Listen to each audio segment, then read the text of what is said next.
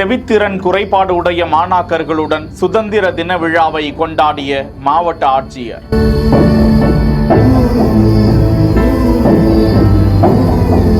இதற்கென சிறப்பு பயிற்சி எடுத்து அதிகாரிகளுடன் நெகிழ்ச்சியான முயற்சி. கண் கலங்க வைக்கும் தேச பற்று.